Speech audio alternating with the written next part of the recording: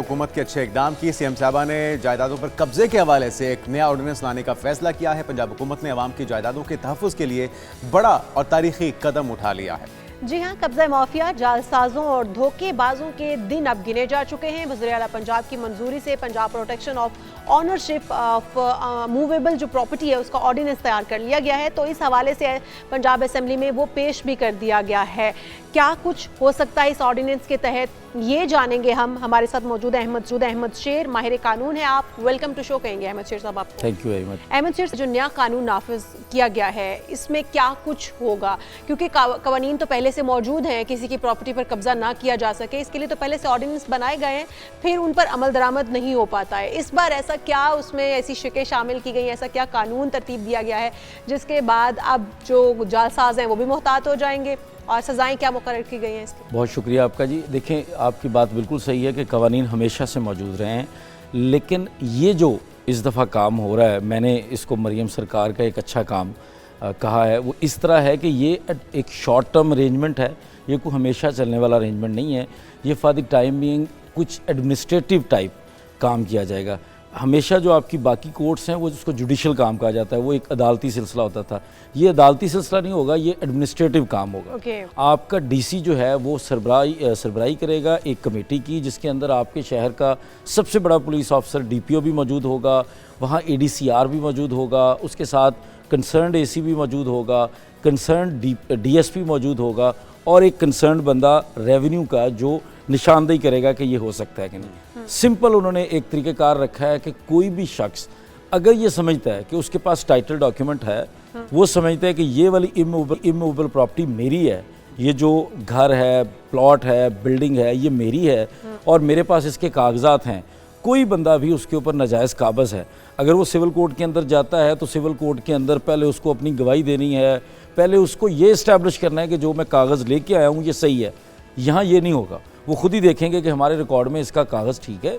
उसके बाद 90 डेज़ के अंदर अंदर वो उसके ऊपर फैसला करेंगे अपने महकमे से रिपोर्ट लेके, और 90 डेज़ के अंदर अंदर फैसला करने के बाद अपने ही इदारों को, जिसमें आपकी पीरा फोर्स होगी, आपकी पुलिस होगी और जहाँ पे लोकल गवर्नमेंट के कोई इदारे काम कर रहे होंगे, उनको ऑर्डर करेंगे कि जाएं और इनका कब्ज़ा रिस्टोर करें।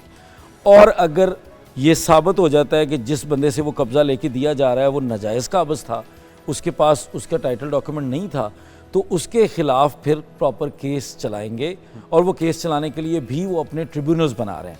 उन ट्रिब्यूनल्स के अंदर भी नए रिटायर्ड जजेस लगा के उनको भी 90 डेज़ के टाइम के अंदर डिसाइड करने के लिए कहा जा रहा है। उनके पास सारी पावर्स दी जा रही हैं कि आपने जितने इख्तियारात इस्तेमाल करने हैं करें। मतलब ये सारा कुछ तो पहले भी कवानीन के मुताबिक तो था। जिन ऑफिशियल्स की आपने बात की कि वो सारी शख्सियात वहाँ पर मौजूद होंगी, वो भी पहले से वजूद रखती हैं।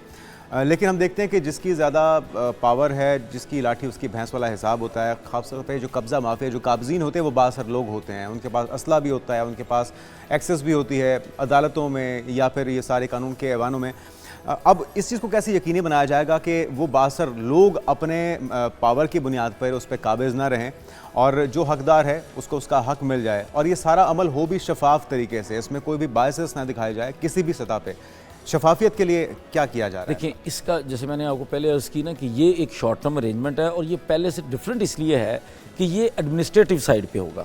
आपने देखा होगा कि जब आप किसी के ख़िलाफ़ कंज्यूमर कोर्ट का कोई केस करेंगे तो वो अदालती प्रोसीजर के तहत चलेगा। उसमें हमेशा आपके जहाँ कुछ फ़ायदे होते हैं आपके अदालती निज़ाम के, वहाँ कुछ ख़बासतें ये भी होती हैं कि आपको उस प्रोसीजर को फॉलो करना पड़ता है। वो कहता है जी फ़लाँ बंदा आके पेश हो, उसको एक मौका दिया जाता है, वो नहीं आता समन के ऊपर, फिर उसको एक मौका दिया जाता है, फिर कहते हैं जी अब कतई आखिरी मौका, हतमी कतई आखिरी मौका, और इन्हीं में लोगों के साल गुजर जाते हैं। इसमें चूँकि ये डायरेक्टली गवर्नमेंट का अपना इनिशिएटिव है, गवर्नमेंट की अपनी ब्यूरोक्रेसी जो है वो इसको देखेगी, और ये एक एडमिनिस्ट्रेटिव साइड पे होगा, तो इसको डायरेक्टली गवर्नमेंट जो है वो पीछे से बैठ के हाँक सकेगी, पूछ सकेगी, अकाउंटेबल उनको ठहरा सकेगी कि जी हमने ये टाइमलाइन रखी है, आपने इस टाइमलाइन में हर हाल में डिसाइड करना है। दूसरी चीज़ जो आपने कहा कि जो ज़ाहिर है वो ताकत, वो कब्ज़ा माफिया कभी भी आम आपका जैसा मेरे जैसा बंदा हो नहीं सकता। वो यकीनन उसका कोई गैंग होगा, कोई वो ग्रोह होगा, उसके पास हथियार होंगे, क्रिमिनल्स होंगे। उसी के लिए आपके ये छोटे छोटे नए इदारे बनाए जा रहे हैं। जैसे पीरा फोर्स है वो गिरा रही है, किसी की भी बिल्डिंग है वो गिरा देती है। इसके अलावा पुलिस के पास आपके भी रिसेंटली एक CCD है, वो मारी उनको रही है जिनके बारे में हमने हमेशा सुना था कि वो उनको कुछ नहीं बिल्कुल, होता, लेकिन उसमें उनको तो नहीं है उठाया कुछ जा नाहक भी जा रहे Controversies हैं। भी अच्छा, हैं। बिल्कुल। अहमद शेर साहब, अगर हम दूसरी तरफ आ जाए, जिस तरह जुनैद ने भी कहा कि जिनके पास पावर है या पैसा है, अगर एक DC लेवल के ऊपर या ADCR लेवल के ऊपर कोई फैसला दे दिया जाता है कि ये इस गरीब की प्रॉपर्टी थी, इसके ऊपर नाजायज़ कब्जा किया गया है, तो वो जो नाजायज़ कब्जा ग्रुप होगा, ज़ाहिर है उनके पास पैसा और पावर दोनों मौजूद हैं, वो फिर उसके बाद कोर्ट में क्या चैलेंज कर सकते हैं उस फैसले को? अगर DC लेवल पे ये फैसला दे दिया जाता है कि ये ज़मीन इस बंदे की है, तो ज़ाहिर है पैसा और पावर तो वहाँ पर भी इस्तेमाल हो सकता है। देखिए, उसके लिए भी उन्होंने थोड़ा सा उसको काउंटर करने के लिए अपने एंड पे कोशिश की है। उस फैसले के खिलाफ अपील भी उसी ट्रिब्यूनल में होगी जो वो नया बनाएंगे। ठीक है। अभी 30 डेज के अंदर अंदर कमेटीज बनेगी, अगले इसी टाइम के अंदर या 30 डेज या 90 डेज के अंदर वो कुछ रिटायर्ड हाई कोर्ट के जजेस या रिटायर्ड सेशन जजेस को अपॉइंट करेंगे, एक एक ट्रिब्यूनल हर शहर का। ठीक है। उस ट्रिब्यूनल के अंदर उस ऑर्डर की अपील जानी है। अगेन, जैसे मैंने आपको कहा, ये शॉर्ट टर्म अरेंजमेंट है। वो जो जजेस होंगे उनको 3 साल की मुद्दत के लिए लगाया जाएगा। वो जजेस को भी जिस तरह के, वो भी डायरेक्टली एक एडमिनिस्ट्रेटिव सेटअप के अंदर काम करेंगे। सो इसके अंदर कुछ चांसेस हैं कि जो वो बात कर रही है गवर्नमेंट, जो डिलीवर करने की कोशिश कर रही है, इसमें हो पाएगा। क्योंकि जहाँ पे भी आपका एडमिनिस्ट्रेटिव साइड पे आप कोई एक्शन लेते हैं ना, तो उसको आप एग्जीक्यूट करवा लेते हैं। अदालती साइड पे हमेशा प्रॉब्लम्स होती हैं। दूसरी चीज़ ये ज़हन में रखें लोग भी कि ये नहीं ऐसा है कि ये हर चीज़ वहाँ पे चली जाएगी। ये बहुत कुछ केसेस होंगे जिसके अंदर, मतलब मेरे पास घर के कागज़ हैं, मैंने किसी को किराएदार के नाम पे या किसी चीज़ के नाम पे दिया था, या किसी ने वक्ती तौर पे आके कब्जा कर लिया, उसका कोई डिस्प्यूटेड डॉक्यूमेंट उसके पास नहीं है।